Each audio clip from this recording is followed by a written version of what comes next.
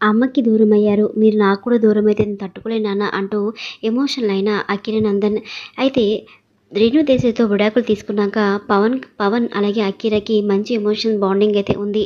విడాకులు తీసుకున్నాక పిల్లలకి సంబంధించిన స్టడీస్‌కి అలాగే వాళ్ళ ఎడ్యుకేషన్‌కి సంబంధించి అన్ని ఏర్పాట్లు పవనే చూసుకొచ్చి వచ్చారు. అయితే రీసెంట్‌గానే తను ఎలక్షన్స్‌లో గెలిచాక పవన్ తన పిల్లల్ని ఇంట్రొడ్యూస్ చేస్తూ అందరికీ పరిచయం చేశారు. తన పాప కోసం కూడా ప్రత్యేకమైన పూజలు చేశారు పవన్.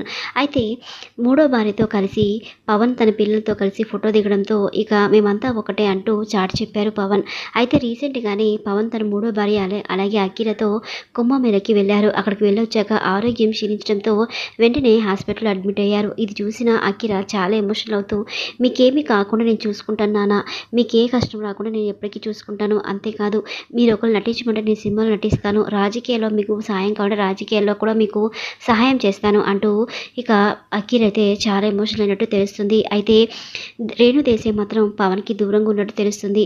ఎప్పుడైతే విడాకులు అయిపోయాయో తనతో మూడో భార్య కండిషన్ అయితే పెట్టారు. మీరు పిల్లల దగ్గరికి వెళ్ళండి గానీ మీ భార్యతో మాత్రం మీరు దూరంగా ఉండాలి అంటూ కండిషన్ పడడంతో పవన్ అయితే పిల్లలతో సఖ్యతగా ఉంటారు గానీ రేణు దేశాయ్‌తో అయితే మాట్లాడరు. కానీ రేణు మాత్రం పవన్ ఆరోగ్యం గురించి ప్రత్యేకమైన పూజలైతే చేస్తున్నారు. ఏదేమైనా సరే పవన్ మళ్ళీ కోలుకొని హ్యాపీగా ఉండాలని కోరుకుందాం. మరి ఈ విషయంపై మీరేమనుకుంటున్నారో కామెంట్ సెక్షన్‌లో కామెంట్ చేయండి. మరిన్ని లేటెస్ట్ అప్డేట్స్ కోసం మన ఛానల్‌ని సబ్స్క్రైబ్